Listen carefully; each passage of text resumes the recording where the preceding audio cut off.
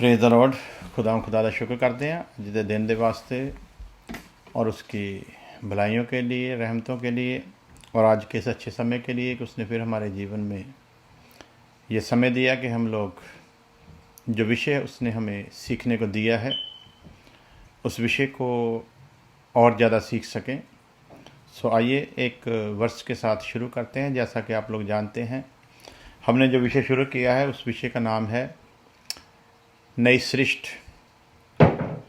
और ये नई सृष्टि है क्या? इसके ऊपर हम लोग सीख रहे हैं। तो आइए देखते हैं एक वर्ष का हवाला, दूसरा क्रंथियों का खत, उसका 3 अध्याय, उसकी 18 आयत। दूसरा क्रंथियों का खत 3 अध्याय, उसकी 18 आयत। परंतु जब हम सबके उगाड़े चेहरे से प्रभु का प्रताप इस प्रकार प्रकट होता है, परंतु जब हम सबके उगाड़े चेहरे से प्रभु का प्रताप इस प्रकार प्रकट होता है जिस प्रकार दर्पण में, तो प्रभु के द्वारा जो आत्मा है, हम उस तेजस्वी रूप में अंश अंश करके बदलते जाते हैं।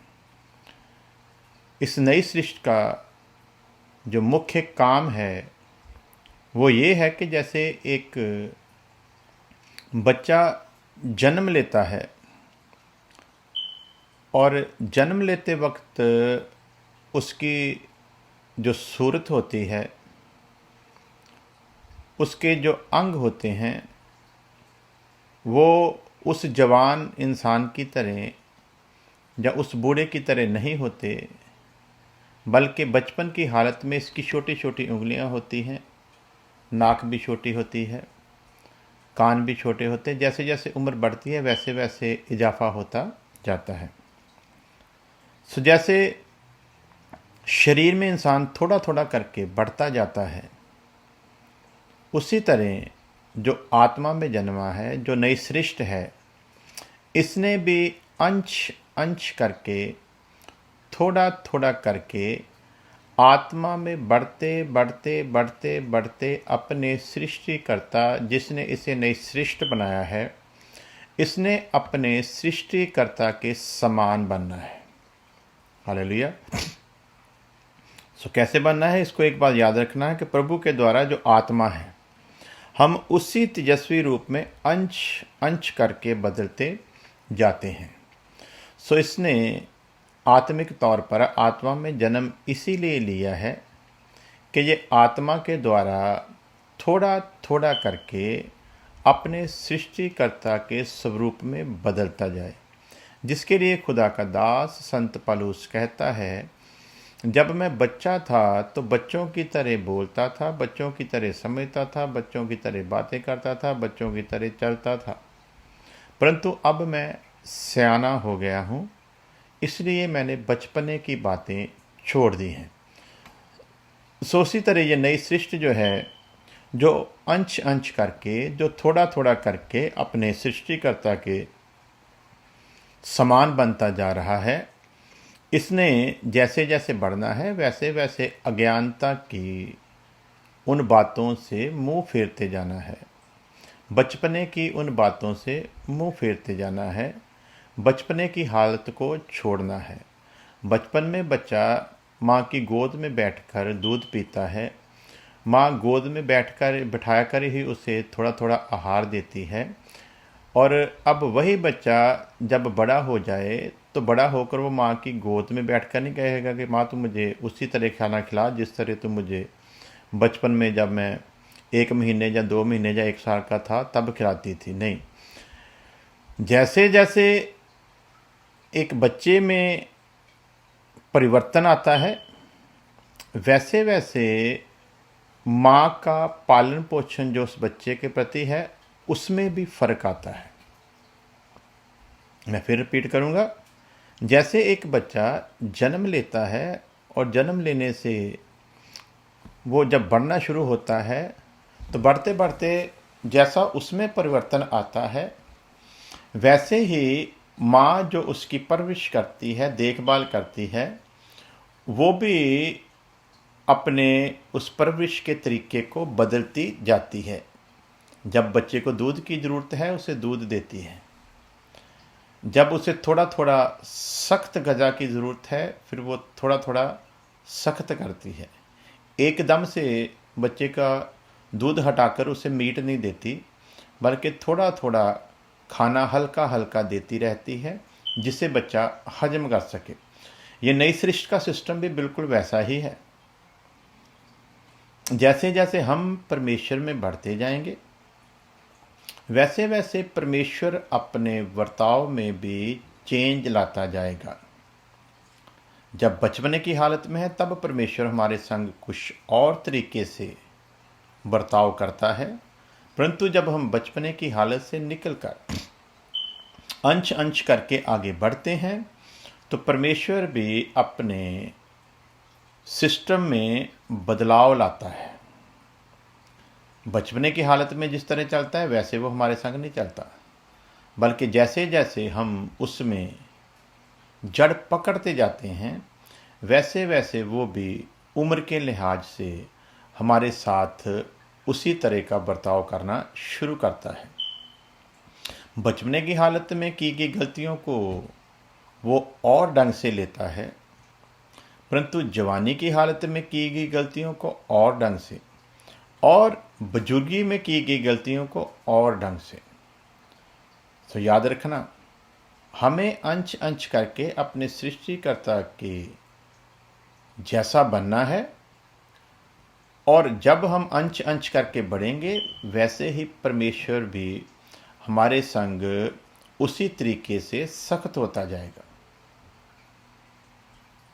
तो आज हम लोग देखेंगे, परंतु जब हम सबके उगाड़े चेहरे से प्रभु का प्रताप इस प्रकार प्रकट होता है। किस प्रकार? जैसे दर्पण में हम लोग अपनी शक्ल को देखते हैं, शीशे में देखते हैं, तो प्रभु के द्वारा जो आत्मा है हम उसी तेजस्वी रूप में, जैसा वो था वैसे ही उसी तेजस्वी रूप में, उसी जलाली रूप में अंश अंश करके बदलते जाते हैं। अब हम जो नई सृष्टि हैं अपने ऊपर विचार करें। जब से हमने मसीह यीशु को कबूल किया है हम में कितना बदलाव आया है। जब से हम नई सृष्टि बने हैं हम में कितना बदलाव आया है, क्योंकि वचन खुद फरमाता है कि हमें अंश अंश करके थोड़ा थोड़ा करके उस तेजस्वी, उस जलाली रूप में बदलते जाना है। तो यदि नई सृष्टि होकर हम उस जलाली रूप में अंश अंश करके बदल नहीं रहे तो हमारी हालत जिस्मानी तौर पर पैदा हुए उस बच्चे के समान है जो पैदा हुआ, जितने साइज का था वो उतने ही साइज का है। आपने बहुत सारे ऐसे बच्चे देखे होंगे जिनके जिस्म में ग्रोथ नहीं हुई, जिनका जिस्म बड़ा नहीं, वो ज़्यादा से ज़्यादा बड़े तो उनके जिस्म में अगर वो पैदा होते वक्त अगर उनका जिस्म की लंबाई मान लीजिए कि 1 फुट थी तो वो ज़्यादा से ज़्यादा 1.25 फुट या 1.5 फुट उनके बदन में इजाफा हुआ और वहीं पर उनकी ग्रोथ रुक गई। जीते रहे वो, कोई 5 साल, कोई 10 साल, कोई 20 साल, कोई 40 साल, लेकिन उनके जिस्म में ग्रोथ नहीं हुई। तो ऐसे बच्चों को संसार जिस नज़र से देखता है, मैं माफ़ी चाहूँगा समझाने के लिए, क्योंकि समझाना ज़रूरी है। संसार के नेचर को बताने के लिए इस बात को समझाना ज़रूरी है, क्योंकि जिन कंट्री में हम रहते हैं यहाँ पर तो ऐसे बच्चों को स्पेशल चाइल्ड कहा जाता है। लेकिन हमारे जहाँ से हम लोग आए हैं वहाँ पर लोग ऐसे बच्चों को इस तरीके से समझते हैं कि जहाँ तो इनके माँ बाप बहुत ज़्यादा बुरे हैं, गुनहगार हैं, इसलिए इन पर कोई शराप आया है, तो जहाँ फिर कह देते हैं ये बच्चा ही शरापी है। तो मुख्य बात जो समझनी है वो ये है कि जिस बच्चे के जिस्म में जिस्मानी तौर पर ग्रोथ नहीं होती, वो जिस्मानी तौर पर नहीं बढ़ता, उस बच्चे को सामाजिक तौर पर हमारी कंट्रियों में लानती समझा जाता है। उस बच्चे को अच्छी नज़र से देखा नहीं जाता। सो उसी तरह जैसे एक बच्चा पैदा हो लेकिन बढ़े ना, तो वो संसारिक सामाजिक तौर पर एक लानत का चिन्ह माना जाता है। वैसे ही जो नई सृष्टि है, जो परमेश्वर के घराने में जन्मा है, जो परमेश्वर से जन्मा है, जो आत्मा और वचन के बीज से पैदा हुआ है, यदि उसके जिस्म में भी ग्रोथ नहीं होती, यदि आत्मिक जीवन में ग्रोथ नहीं होती, यदि वो जैसे एक बच्चा जिस्म में ना बढ़े तो उसे लानती समझा जाता है। उसी तरह यदि कोई मसीह में जन्मा हुआ ग्रोथ ना करे, ना बढ़े, परिवर्तन उसमें ना आए, चेंज ना आए, हरकतें बदले ना, सोचना बदले ना, समझना बदले ना, तो उसे भी फिर नए जन्म के सिस्टम में लानती समझा जाता है। वचन इसके बारे में खोलकर बताता है। तो फिर जिम्मेवारी क्या बनती है? जो नई सृष्टि है, यदि तो वो थोड़ा थोड़ा करके अपने सृष्टिकर्ता के स्वरूप में बनता जा रहा है, थोड़ा थोड़ा करके उसी की शक्ल सूरत को अपनाता जा रहा है, उसी की सीरत को दिखाता जा रहा है, उसी के स्वभाव को पेश करता जा रहा है, तो उसके चिन्ह है कि ये उससे जन्मा है और बढ़ रहा है। यदि बढ़े ना, तो जैसे एक जिस्मानी बच्चा बढ़े ना तो लानती माना जाता है, वैसे ही आत्मिक तौर पर भी जिसकी तरक्की उन्नति नहीं होती वो भी लानती है। तो मैं फिर पीछे लेकर आता हूँ। जो जितना आत्मिक तौर पर बढ़ेगा, उसके साथ परमेश्वर का जो चलना है उसमें भी थोड़ा थोड़ा करके परमेश्वर अपने स्वभाव में उसके साथ जैसा बचपन में था वैसा जवानी में नहीं रहेगा। जैसा जवानी में था वैसा बुढ़ापे में नहीं। क्यों? क्योंकि ये अब परमेश्वर को समझता है, उसकी बातों को समझता है। बचपन में बच्चे के कान तो होते हैं, शोर सुनकर एकदम से झिंझलाकर उठ भी जाता है, परंतु क्या सुना है ये पता नहीं। इशारों को समझता है। अब वही बच्चा बड़ा भी हो जाए तब भी आप इशारों में बात करेंगे उससे या फिर बातों में बात करेंगे? जब वो बड़ा हो जाएगा तब इशारों में नहीं समझाएंगे। दूसरी बात, जब वो बचपन में है, छोटा है, अभी पैदा ही हुआ है, तब आप बातें तो करते हैं, लेकिन आप भी जानते हैं उसको बातें पता नहीं हैं, लेकिन फिर भी आप अपने मन को बहलाने के लिए करते हैं। लेकिन बच्चा अंडरस्टैंड नहीं करता, फिर आप उसको इशारों में समझाने की कोशिश करते हैं, किसी चीज़ के बारे में बताना है, इशारों में बताते हैं। लेकिन जब वो बड़ा हो जाए तब भी आप इशारों में समझाओ तो लोग आपको बेवकूफ़ मानेंगे, क्योंकि अब उसको इशारों में समझाने का जो उसका सिस्टम था वो निकल गया। सो उसी तरह परमेश्वर भी जब हम बचपन में हैं तो बचपन के तरीके से हमसे बर्ताव करता है, लेकिन जब हम बड़े होना शुरू होते हैं फिर उसी तरीके से परमेश्वर हमसे बातें करनी शुरू करता है।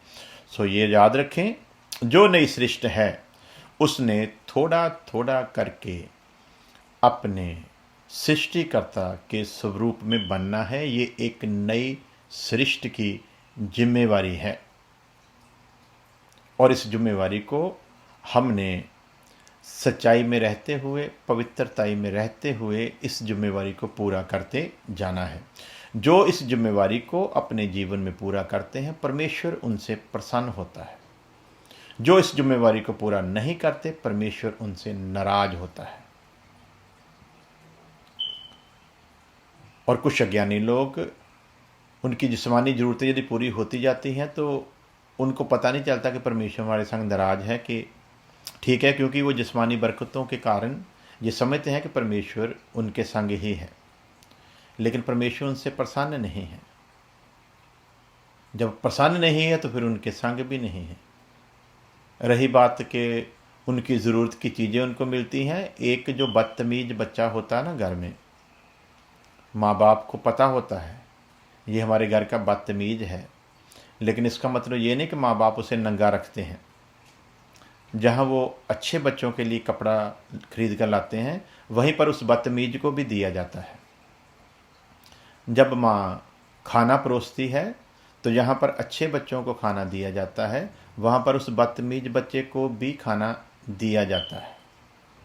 यानी कि वो सारी सहूलतें जो नेक बच्चों के लिए हैं, वो बदतमीज बच्चे को भी मुहैया की जाती हैं। लेकिन बदतमीज बच्चे में और नेक बच्चे में फ़र्क क्या है? वो ये है कि नेक बच्चों से माँ बाप प्रसन्न है, उनसे वो खुश है, और नेक बच्चे अपने माँ बाप को खुशी देते हैं।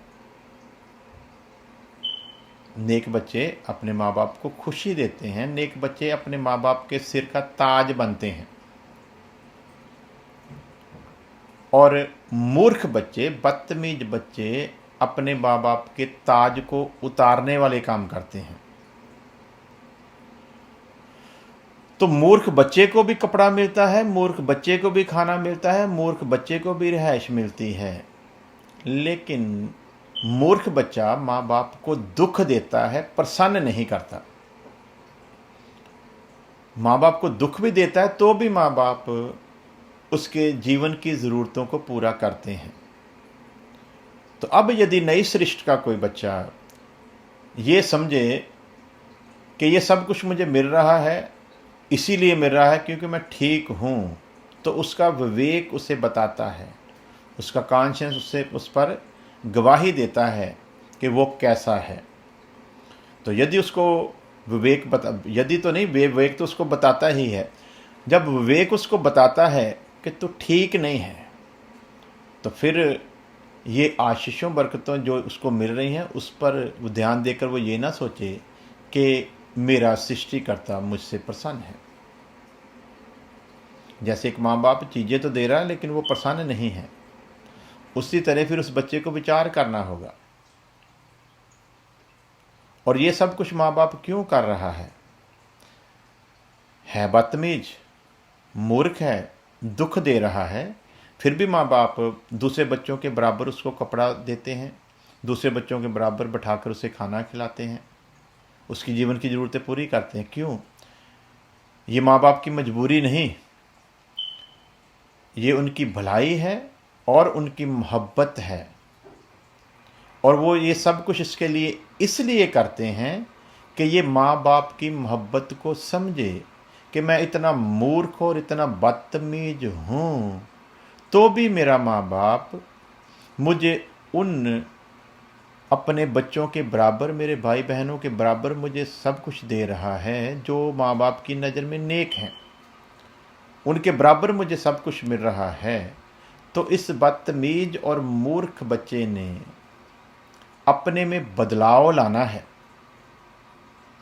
कि यदि मेरा माँ बाप बुरे होते हुए भी मुझसे इतना बढ़िया ढंग से चल रहा है, तो यदि मैं नेक हो जाऊं तो मेरा माँ बाप मुझसे और कितना ज़्यादा ठीक ढंग से चलेगा।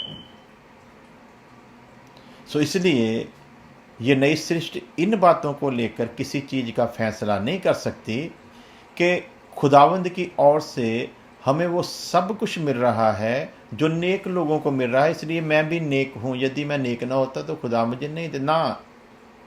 उसे इस बात को समझना होगा। यदि माँ बाप बदतमीज बच्चे को नेक बच्चों के बराबर सब कुछ देते हैं, तो वो खुदावंद खुदा जो आत्माओं का पिता है, वो भी उसी तरह से बिहेव करता है, वो भी उसी तरह से बर्ताव करता है। इसलिए वो भी सब कुछ देता है, इसलिए देता है कि अपने सब्र को दिखाता है, इसलिए देता है कि अपनी मोहब्बत को दिखाता है।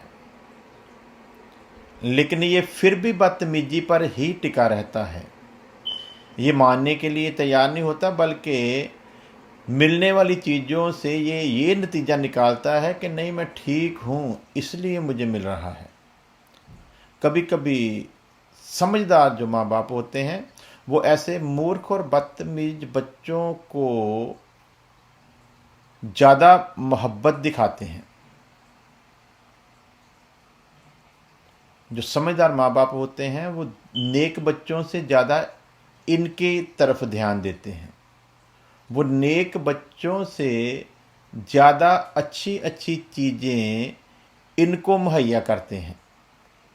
और ये सब कुछ इन बदतमीज बच्चों को माँ बाप के देने के पीछे का जो कारण होता है वो ये होता है कि हम जब इसके साथ ये सब कुछ करें तो ये हमारी मोहब्बत को समझे और अपनी आदत में बदलाव लाए। ये इस चीज़ को महसूस करे कि मैं इतना मूर्ख और इतना बदचलन और इतना बदतमीज हूँ, तो भी मेरे माँ बाप मेरे नेक भाइयों से ज़्यादा मुझसे मोहब्बत करते हैं। तो इसे उनकी मोहब्बत को समझना है, बल्कि लोगों में जाकर ये सिद्ध करने की कोशिश नहीं करना कि मेरे माँ बाप मेरे दूसरे भाइयों बहनों से ज़्यादा मेरी टेक केयर इसलिए करते हैं कि मैं बहुत अच्छा हूँ। आज गुनहगार में यही प्रॉब्लम है, गुनहगार की प्रॉब्लम यहीं पर टिकी हुई है। गुनहगार इसी भ्रम में जी रहा है कि मैं नेक मसीहियों से अच्छा हूँ इसीलिए तो खुदा मुझे सब कुछ दे रहा है। नहीं, बल्कि खुदा तुझे सब कुछ इसलिए दे रहा है कि तू उसकी मोहब्बत को समझे। खुदा तुझे ये सब कुछ इसलिए दे रहा है कि तू अपनी मूर्खता की जिंदगी से निकल कर नेक लोगों की मंडली में शामिल हो जाए। खुदा अपनी मोहब्बत को तुझ पर उंडेल रहा है, इसलिए खुदा की इस मोहब्बत को अपनी नेक नामी मत समझो, वरना पछताने के सिवा और कुछ हिस्से आने वाला नहीं है।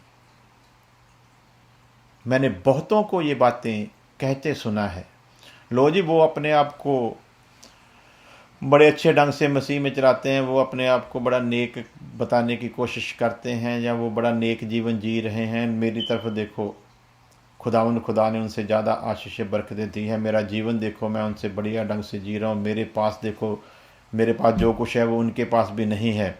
ये सारी बातों की तुलना करके वो अपनी नज़र में अपने आप को धर्मी ठहरा कर बैठ जाते हैं, लेकिन ऐसा नहीं है। वचन कहता है 40 साल खुदावंद खुदा ने जो रोटी आकाश से दी, जो मन्ना आकाश से उतरा, 40 साल जहाँ वो खुदा के हुक्म मानने वालों को मिला, वहाँ उन सब मूर्खों को भी मिला जो खुदा की मुखालफत में आवाज़ उठाते थे। उन मूर्खों को ही नहीं मिला, उन मूर्खों के संग एक और मूर्ख थे। एक तो ये बुलाए हुए मूर्ख थे ना, जिनको मिस्र से वायदे के साथ लेकर आया। इनके साथ एक और मूर्ख मंडली थी, जिद्दां कहते ना पंजाबी दे विच लकड़ी दे नाल लोहा भी तर जांदा, वो एक लोहा भी इनके संग था। और इनके संग होने के कारण उनको भी मिला। लेकिन वचन में साफ लिखा है खुदा उनसे खुश नहीं था, खुदा उनसे प्रसन्न नहीं था। तो वायदे की धरती में कौन पहुंचे? जिनसे खुदा प्रसन्न था।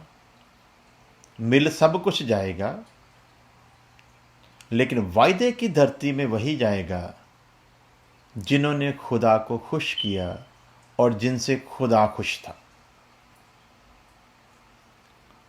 बाकी सभी को उन मूर्ख बच्चों की तरह सब कुछ मिलता तो रहेगा, परंतु माँ बाप के दिल में वो जगह नहीं बना पाएंगे। तो आखिर में होगा क्या?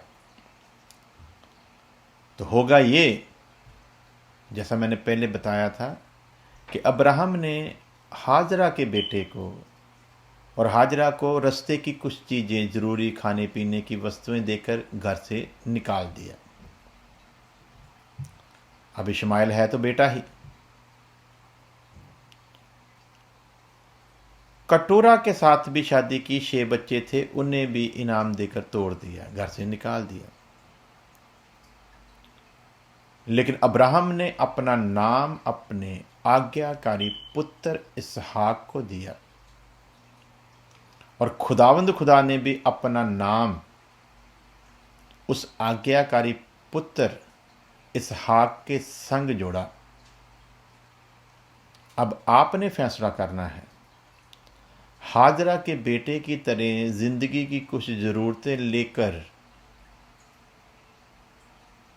आपने खुदावंद खुदा के घर को छोड़ने का उपराला करना है, ऐसे काम करने हैं कि खुदा आपको घर से निकाल दे,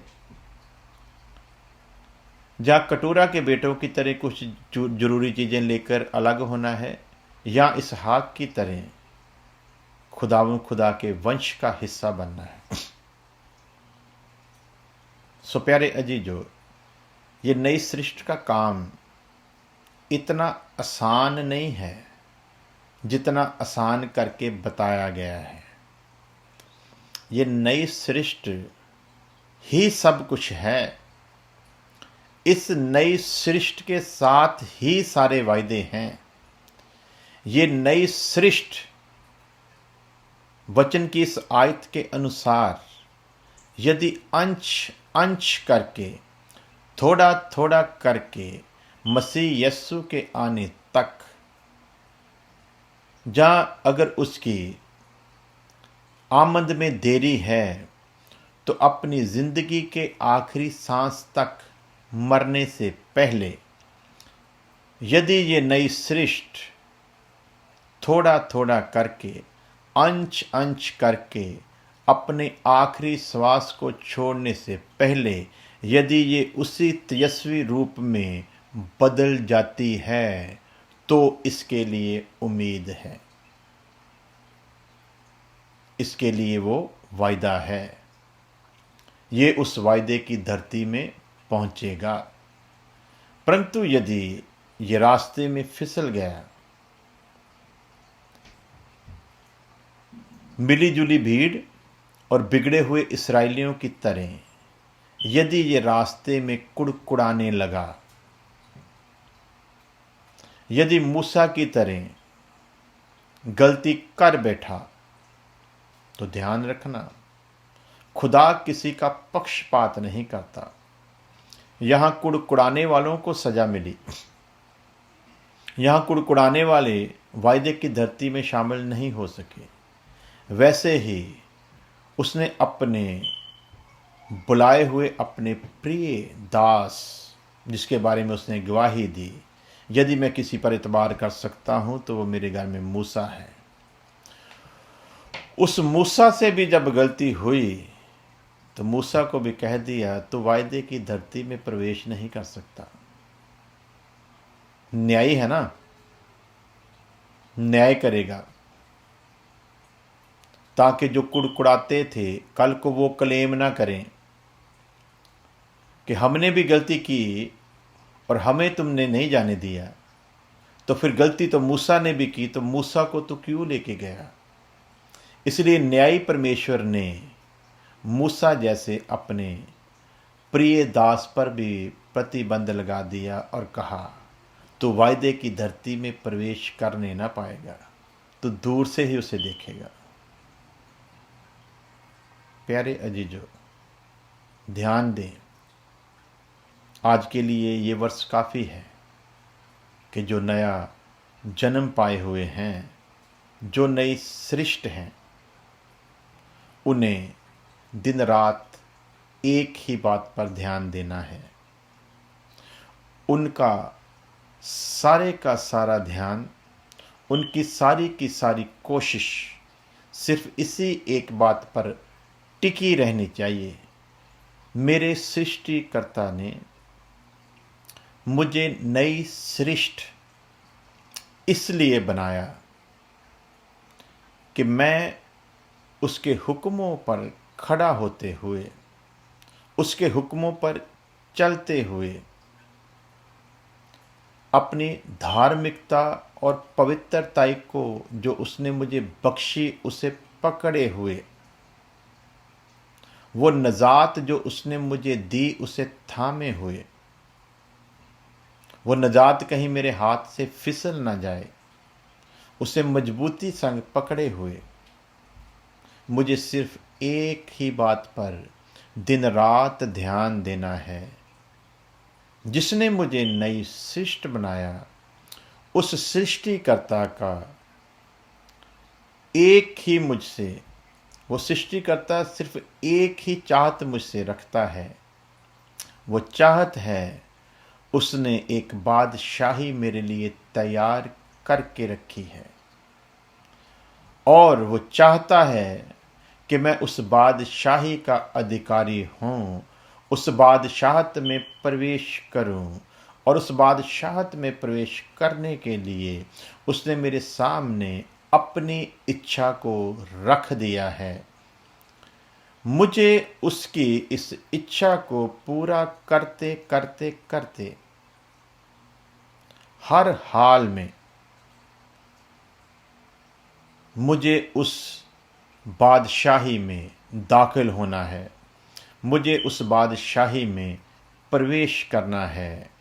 इसलिए मेरे लिए ये ज़रूरी है कि मैं उसके हुक्म को मानते हुए और उस पर चलते हुए, जैसा वो तेजस्वी है, जैसा वो जलाली है, वैसा ही अंश अंश करके मुझे उसी जलाल में बदलना है, क्योंकि उस जलाल में वही रहेगा जो उसी के समान अपने आप को जलाली बनाने के यत्न में लगा रहेगा। इसलिए जब आना था तो कहा इस्राएलियों को, बोल अपने आप को पवित्र करें। क्यों करें? क्योंकि पवित्र खुदा अपने लोगों के बीच आ रहा है, और पवित्र खुदा की ये इच्छा है कि उसके लोग पवित्र हों। तो पवित्र लोग ही जैसा वो जलाली है वैसे जलाली बनेंगे। यदि पवित्रता को थाम ही ना रखा, पवित्रताई को कायम करने के लिए बहुत समय लग जाता है, लेकिन पवित्रताई जब हाथ से फिसलती है तो 1 सेकंड ही काफ़ी होता है। 1 सेकंड। आप जनाकारी से 20 साल दूर रहे, 1 सेकंड ही काफ़ी है। 1 सेकंड के लिए आपकी नज़र किसी औरत पर बद हुई, 20 साल की मेहनत एक क्षण में ख़त्म हो जाएगी। और फिर ध्यान दो, 20 साल उस पवित्रता को कायम रखने के लिए आपको कितना यत्न करना पड़ा था, कितनी कीमत देनी पड़ी थी, कितनी कुर्बानियाँ देनी पड़ी थी, कितना अपने आप को संभाल के रखना पड़ा था। लेकिन उस पवित्रताई में छेद करने के लिए समय कितना लगा? सिर्फ 1 क्षण। 1 क्षण किसी की तरफ देखा और नज़र बद हुई तो सारी मेहनत व्यर्थ।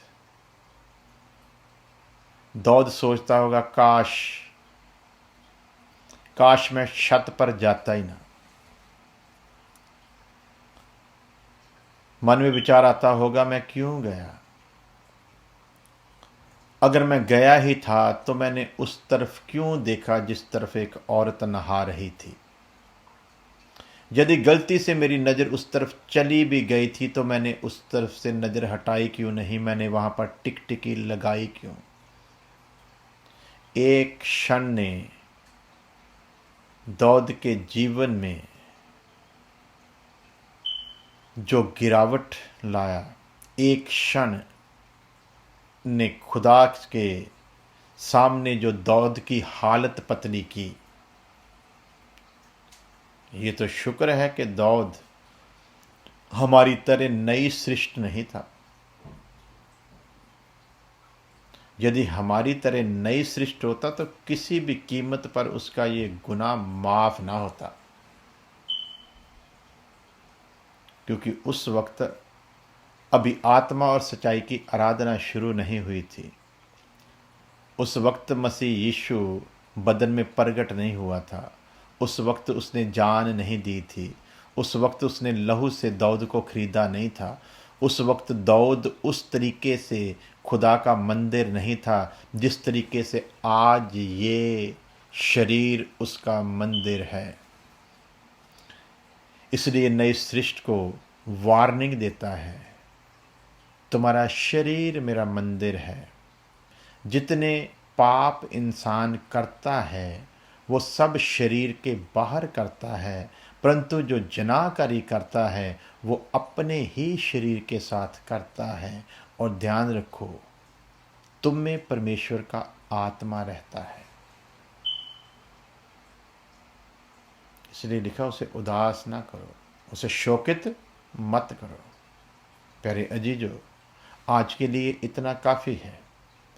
समय खुदा ने दिया तो इसके आगे भी सीखेंगे। तब तक के लिए आप प्रार्थना में बने रहें। खुदा आप सबको बहुत बहुत आशीष दे। मैं थोड़ी देर के लिए रिपीट करना चाहूँगा ताकि आप लोग समझ जाएं कि खुदा ने आज हमें क्या सिखाया है। हमें अंश अंश करके, थोड़ा थोड़ा करके आत्मिक तौर पर बढ़ते हुए उसके जलाल तक पहुँचना है। जैसे एक जिस्मानी बच्चा थोड़ा थोड़ा बढ़ता जवानी की हालत, फिर बुजुर्गी की हालत तक पहुंचता है, वैसे ही हमें भी बढ़ते मसीह में बुजुर्गी की हालत तक पहुंचना है। उस धार्मिकता तक जो लेवल उसकी धार्मिकता का है वहां तक पहुंचना है। तो मैंने मिसाल दी थी, यदि कोई बच्चा पैदा हो लेकिन बदन में बढ़े ना तो संसारिक तौर पर वो शापित है। उसी तरह जो नई सृष्टि बनकर बढ़े ना वो भी शापित है। खुदा आप सबके साथ हो, आप सबको बहुत बहुत आशीष दे। खुदा की यदि इच्छा हुई तो आज शाम को भी हम लोग वचन के हिस्से को सीखेंगे। न्यूयॉर्क के टाइम के मुताबिक शाम के 7 बजे होंगे और इंडिया में उस वक्त समय सुबह के 5:30 होंगे, 5:30। सो तब तक के लिए दुआ में बने रहें। खुदा आप सबके साथ हो, आप सबको बहुत बरकत दे। सबको मेरी ओर से जय मसीह की। आइए छोटी प्रार्थना के साथ समाप्ति करते हैं। प्यारे खुदा तुझे धन्यवाद देते हैं तेरे आज के नेक वचनों के लिए। खुदावंद, तूने हम सबसे बात की, तेरा शुक्र करते हैं खुदावंद। और हम यही इल्तिजा करते हैं, अपने आप को तेरे आत्मा के हाथों में मुकम्मल तौर पर देते हुए यही इल्तिजा करते हैं कि हम अंश अंश करके, थोड़ा थोड़ा करके उस रूप में बदल जाएं जिस रूप में बदलने के लिए तूने हमें बुलाया है। वैसे ही जलाली हो जाएं जैसा तू जलाली है। वैसे ही पवित्र हो जाएं जैसा तू पवित्र है। वैसे ही धर्मी हो जाएं जैसा तू धर्मी है। और अपनी नजात जो तूने हमें दी है उसे किसी भी कीमत पर अपने हाथ से जाने न दे। तेरे बड़े फजल को मांग लेते हैं। हमारी इस प्रार्थना को सुन ले मसीह यीशु के नाम में, आमीन आमीन। खुदा आप सबके साथ हो, आप सबको बरकत दे। अपनी दुआ में याद रखें। सबको जय मसीह की।